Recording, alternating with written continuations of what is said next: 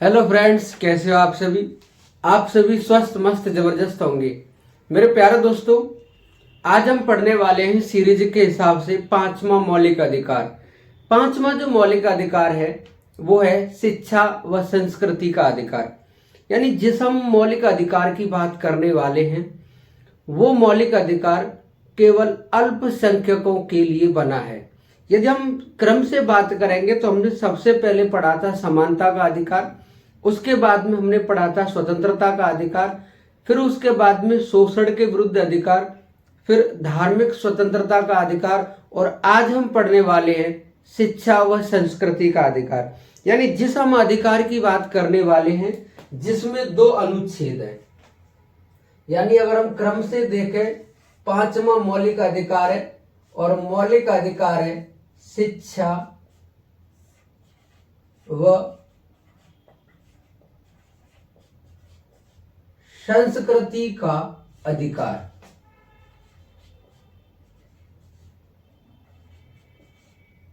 शिक्षा और संस्कृति का अधिकार जिसमें अनुच्छेद देखें हम तो ये अनुच्छेद इसमें 29 और 30 दो ही आर्टिकल दे रखे हैं।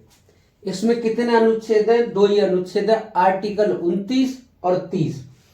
इसमें ये जो मौलिक अधिकार बना है ये अल्पसंख्यक धर्म के लिए बना है। यानी भारत में जो भी अल्पसंख्यक हैं उनके लिए ये मौलिक अधिकार बना है। चाहे वो आर्टिकल 29 हो या 30 हो, ये दोनों के दोनों आर्टिकल अल्पसंख्यकों से संबंधित है। कभी भी पूछ सकता है कि निम्नलिखित में से कौन सा मौलिक अधिकार अल्पसंख्यक से संबंधित है। तो हमारा केवल ये मौलिक अधिकार अल्पसंख्यक से ही संबंधित है, इसमें और किसी के बारे में बात नहीं कही गई। यदि हम बात करें आर्टिकल 29 की, तो ये जो आर्टिकल 29 है इसमें कहा गया है कि भारत में जो भी अल्पसंख्यक है, अल्पसंख्यक जो भी है उसे अपनी भाषा, लिपि तथा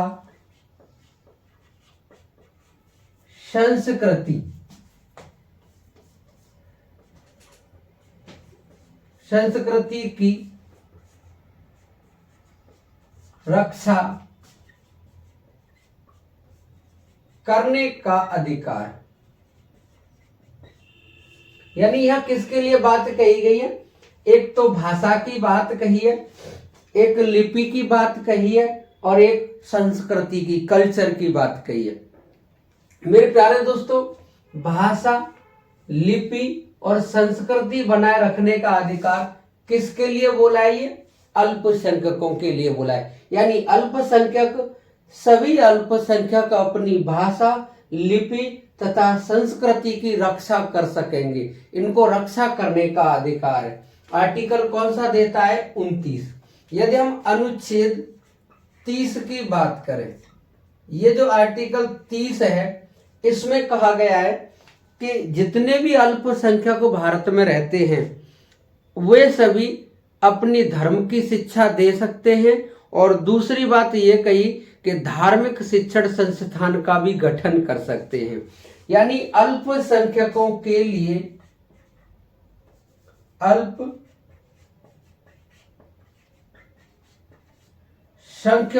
लिए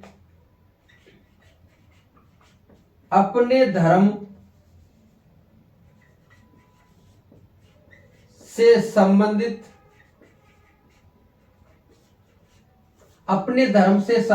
धार्मिक शिक्षा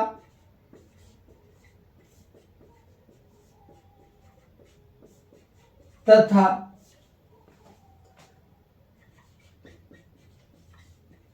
धार्मिक शिक्षण संस्थान खोलने का अधिकार है।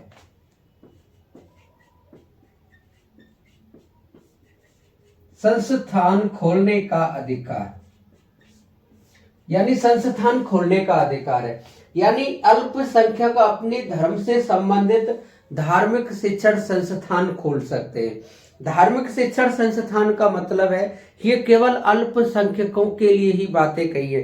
धार्मिक शिक्षण संस्थान की मतलब है जैसे हम इस्लाम धर्म में बात करें मदरसी, ये जो मदरसा है, ये जो मदरसा खोले जाते हैं इनमें धार्मिक शिक्षाएं दी जाती है।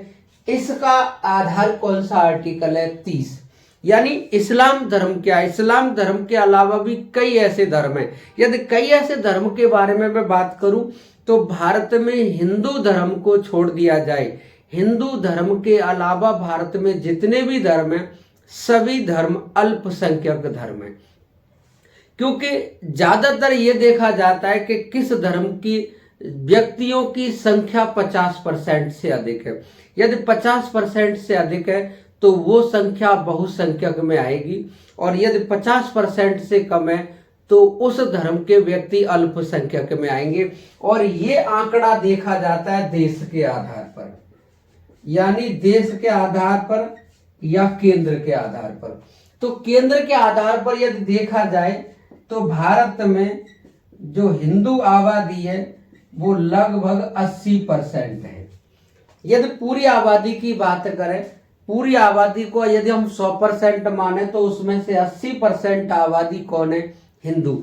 जो बची कुची 20% आबादी है वो बाकी धर्म की है,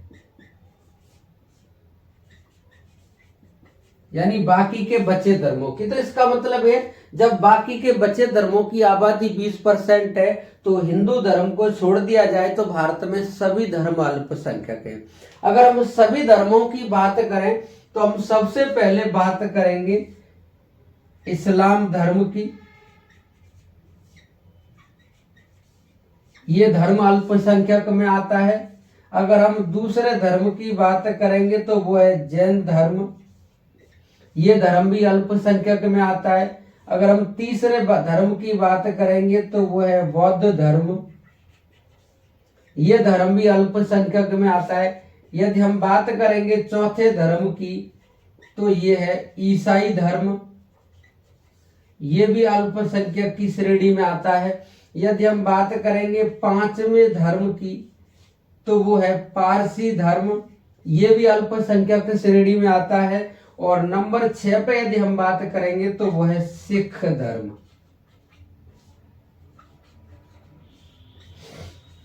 यानी इन 6 धर्मों की बात करें तो ये 6 के 6 धर्म अल्पसंख्यक की श्रेणी में आते हैं। यानी मेरे कहने का मतलब ये है कि भारत में हिंदू धर्म बहुसंख्यक धर्म है।